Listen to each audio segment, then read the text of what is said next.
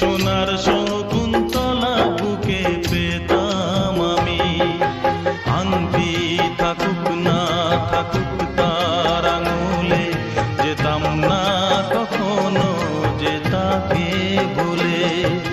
দুষ্মন্ত রাজা যদি হতাম আমি, শকুন্তলাকে চিনে নিতাম আমি।